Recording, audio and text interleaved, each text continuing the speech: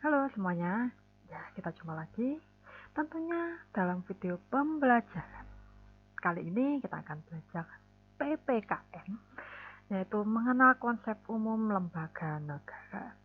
Apa yang ada di pikiran kalian ketika mendengar lembaga negara? DPR, MPR, BPK, wali kota? Iya, tepat sekali. Ya, apa yang tadi saya sebutkan itu termasuk dalam lembaga negara. Tetapi apakah kalian tahu eh, pengertian dari lembaga negara? Nah, sebagai pengantar, dalam negara demokrasi, rakyat ya, itu memiliki peranan penting dalam negara. Ya, demokrasi sendiri itu punya pengertian adalah suatu pemerintahan yang berasal dari rakyat, oleh rakyat, untuk rakyat. Nah, demokrasi yang dilaksanakan di Indonesia bukanlah demokrasi secara langsung. Ya, artinya begini. Nah, kalau langsung kan berarti yang megang pemerintahan rakyat. Ya, sedangkan jumlah rakyat di Indonesia berapa? Apa semuanya harus pemegang pemerintah menjadi pemerintah menjadi pemimpin negara? Kan tidak. Oleh karena itu diperlukan beberapa bahkan banyak sekali lembaga negara untuk menampung aspirasi rakyat ya, seperti DPR, MPR. Nah, di dalam negara sendiri, ya, itu terdapat badan atau organisasi yang memiliki fungsi-fungsi tertentu dalam terselenggaranya kehidupan bernegara yang baik.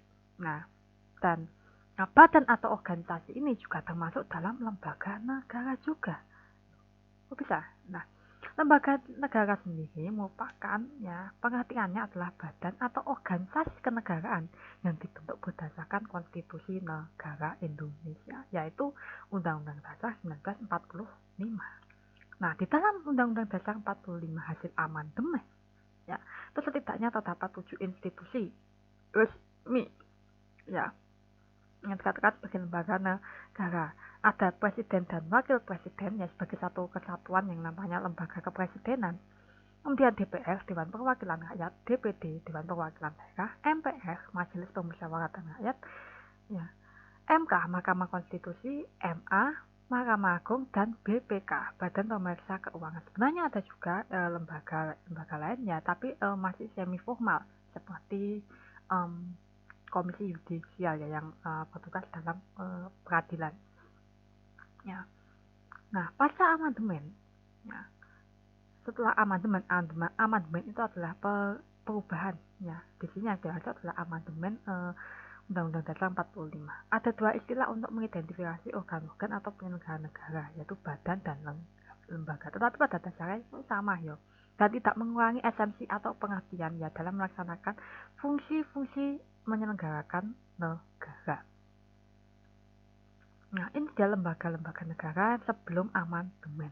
Ya, dari sini kita bisa melihat kalau Undang-Undang Dasar 45, di sini, sorry ya, menurut Undang-Undang Dasar 45 sebelum amandemen, MPR ini merupakan memiliki lembaga negara yang memiliki kedudukan tertinggi.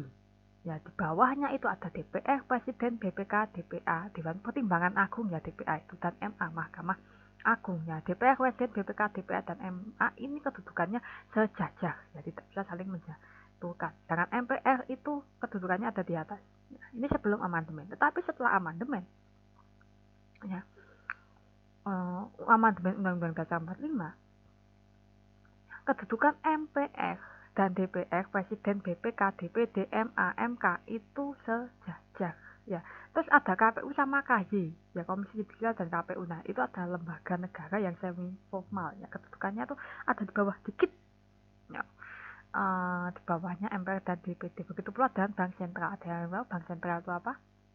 Ya, Bank Sentral itu adalah Bank Indonesia ya, yang bertugas untuk mencetak uang, mengatur lalu lintas uang ya, yang ada di negara kita, serta menjaga stabilitas mata uang kita.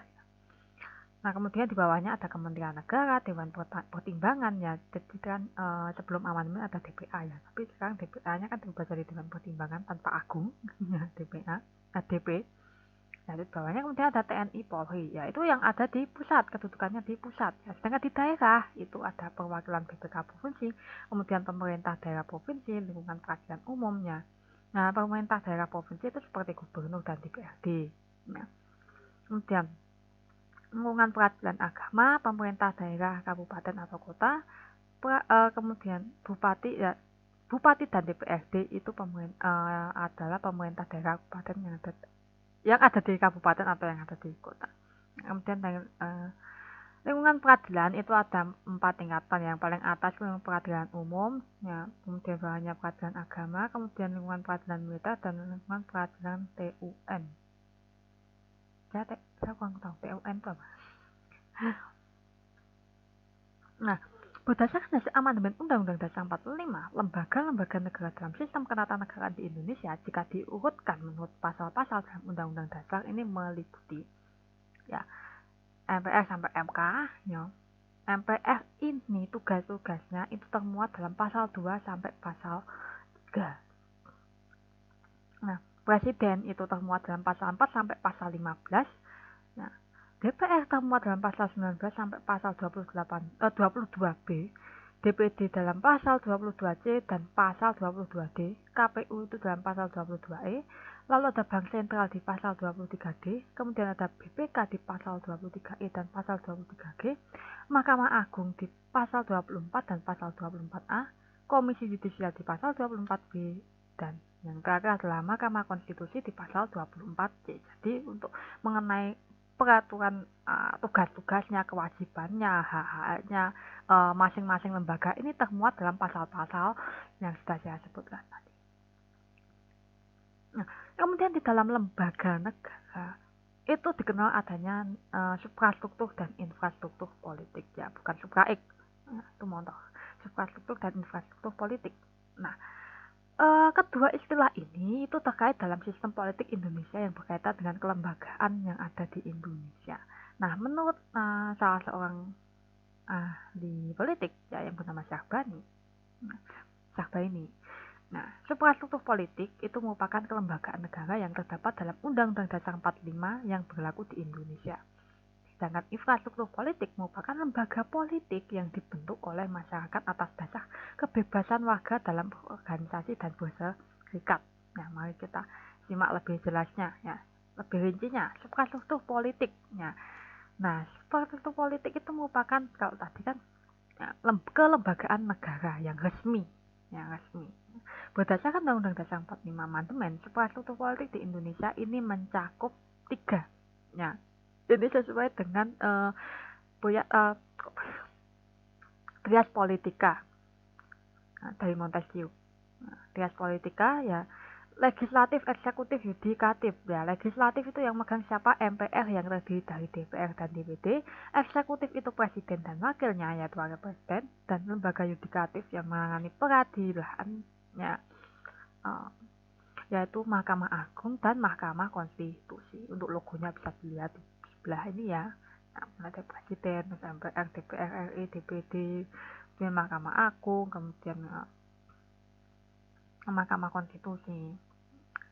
Ini suprastruktur politik yang ada di pusat, ya, letaknya di pusat, ya, karena ini trias politika. Nah, legislatif, eksekutif, yudikatif. Nah, kemudian ke infrastruktur politik, ya, infrastruktur politik itu bisa dikatakan seperti organisasi, ya, bukan lembaga, tapi organisasi. Nah, itu dibedakan menjadi 2, ada partai politik, organisasi masyarakat, ormas, lembaga, kemudian lembaga swadaya masyarakat. Nah, untuk partai politik sendiri atau parpol, ya, merupakan organisasi sosial politik yang anggotanya itu punya haluan dan cita-cita yang sama dengan tujuan untuk berkuasa melalui pemilihan umum yang biasanya diadakan tiap 5 tahun sekali. Nah, dalam Undang-Undang Nomor 2 Tahun 1999, parpol itu merupakan organisasi yang dibentuk warga negara Indonesia secara sukarela atas dasar persamaan kehendak untuk memperjuangkan kepentingan anggota maupun negara melalui pemilu. Contohnya ada di bawah ini, ya, silakan kalian tebak-tebak sendiri ini logo dari partai politik mana. Ya. Kemudian ada yang namanya ormas, organisasi masyarakat, kemudian lembaga swadaya masyarakat LSM, ya. Nah, hampir sama keduanya, ini sama-sama. Nah, dibentuk oleh masyarakat, ya, pengertian juga sama, dibentuk oleh masyarakat dengan berbagai tujuan seperti melakukan kegiatan dalam bidang sosial, budaya, agama, dan tidak bergerak di politik praktis, ya. Karena kalau bergerak di dalam politik praktis, nanti jatuhnya menjadi partai politik. ya seperti salah satu ormas yang kemudian akhirnya mendeklarasikan diri menjadi sebuah partai politik. Nah, itu. Nah, Orga, baik ormas maupun LSM ini mencakup berbagai jenis ya. Ada organisasi profesi seperti PGRI, Persatuan Guru Indonesia, organisasi pekerja seperti SOPSI, ya buruh. Nah, organisasi pekerja sama profesi sama saja ya. Kemudian ada asosiasi veteran, kemudian pergerakan pemuda, kemudian gerakan wanita dan sebagainya. Contohnya bisa kalian lihat sini ada ormas dan LSM. Ya itu logo dari ormas atau LSM mana saja, silahkan kalian tebak sendiri. Nah, berlanjutnya penjelasan mengenai infrastruktur politiknya, menurut Shelving, nah, terdapat organisasi politik resmi dan organisasi abstrak yang tidak resmi atau biasanya ini dinamakan sebagai pressure group atau tim yang menekan. Ya, maksudnya itu apa ya? Dia itu memang tidak terjun di ranah politik, tetapi bisa menguasai keadaan seperti elit power. Ya, jadi dia kayak punya elit power mungkin karena biasanya itu organisasi tersebut itu adalah backingan dari pemerintah ya, dan konon katanya salah satu organisasi yang sudah dibubarkan oleh pemerintah kemarin yang barusan itu katanya termasuk dalam pressure group ya, di mana mereka itu punya suara dan basis massa yang besar yang bisa menekan pemerintah ya, dan sampai dianggap membahayakan seperti itu kabarnya ya.